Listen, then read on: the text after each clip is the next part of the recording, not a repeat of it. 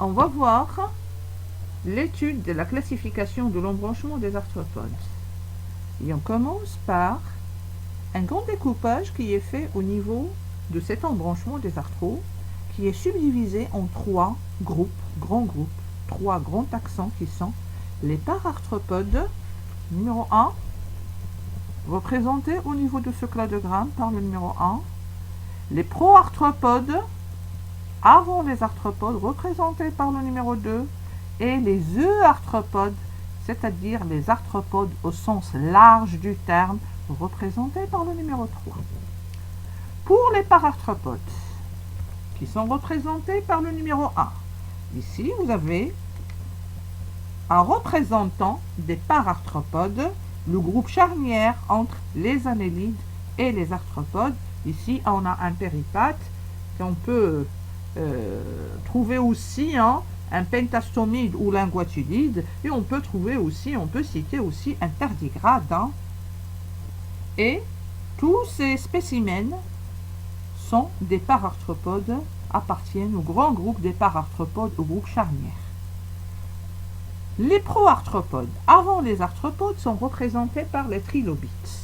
Vous avez ici un exemple, un schéma de trilobites. Ce sont des arthropodes primitifs qui sont tous fossiles, et ils sont les représentants les plus typiques de l'ère primaire. Ils sont tous fossiles. Ce sont les représentants les plus typiques de l'ère primaire. Il s'agit ici d'un sous-embranchement, le premier sous-embranchement des arthropodes, parce que si on prend les arthropodes, on va voir qu'il y a trois sous-embranchements. Il y a le premier sous-embranchement, c'est celui des trilobites morphes ou les trilobites. Le deuxième sous-embranchement, ce sont les chédicérates, et le troisième sous-embranchement, c'est celui des antennates mandibulates. Donc, la branche numéro 2 représente le premier sous-embranchement des arthropodes et qui est le sous-embranchement des trilobites. Après, vous avez le troisième taxon, le troisième groupe, celui des arthropodes au sens large, les euarthropodes, les vrais arthropodes.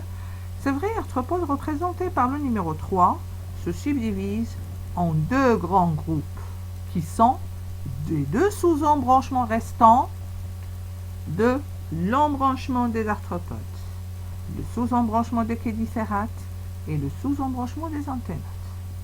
Pourquoi ce sont des chédicérates? C'est tout ce qui est représenté ici en rouge, chédicérates, parce qu'ils présentent au niveau de la bouche une paire d'appendices terminés soit en pince, soit en crochet, qu'on appelle les chédicères. Donc, la première caractéristique présentée par le chédicérate, c'est la présence de chédicères. Et ici, on a, au niveau donc des chédicérates, une autre subdivision avec trois classes, trois taxons, qui sont la classe des pycnogonides. Première classe, celle des pycnogonides, qui sont marins. Ce sont des chédicérates marins, sans appareil respiratoire individualisé. La deuxième classe, c'est celle des xyphosures ou mérostomes, qui sont tous marins avec une respiration bronchiale. Le cas le plus connu, c'est celui de la limule.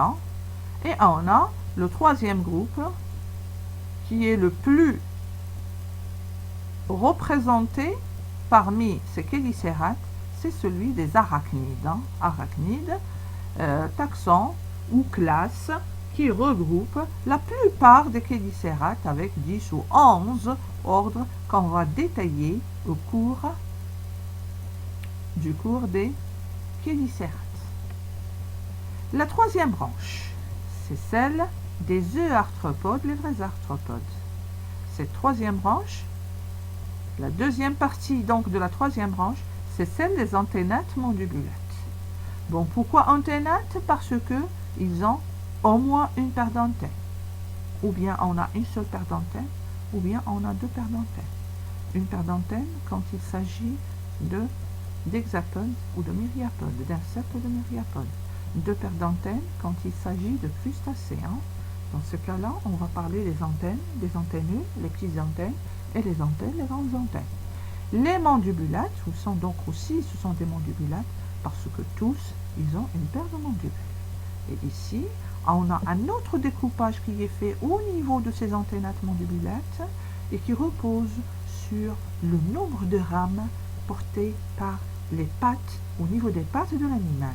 Donc on a soit des biramés, c'est la classe des crustacés, parce qu'ils ont deux rames au niveau de leurs pattes, une rame externe qu'on appelle l'exopodite, une rame interne qu'on appelle l'endopodite, raison pour laquelle on les appelle les biramés, et on a l'autre groupe d'antennates mandibulates qui est formé par les myriapodes et les hexapodes et qu'on appelle les uniramés parce que tous ils présentent des faces avec une seule rame, soit l'exopodite, soit l'endopodite, mais dans tous les cas, on a affaire à des arthropodes présentant des pattes avec une seule rame.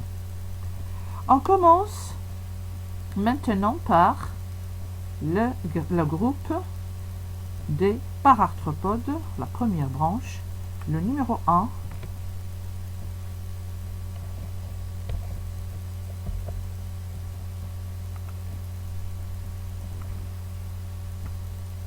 Les pararthropodes, l'embranchement des pararthropodes.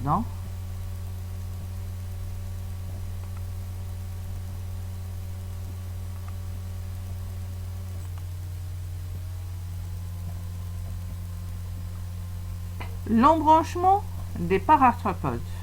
Sous ce terme, on réunit trois groupes d'animaux d'affinité incertaine. Pourquoi?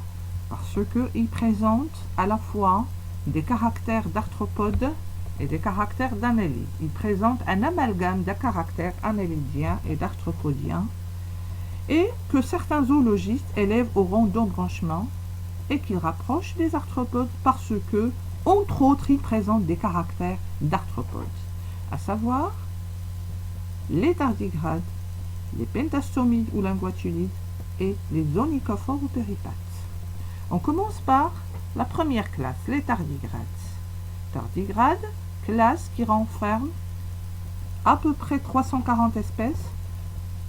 Pourquoi on les appelle tardigrades?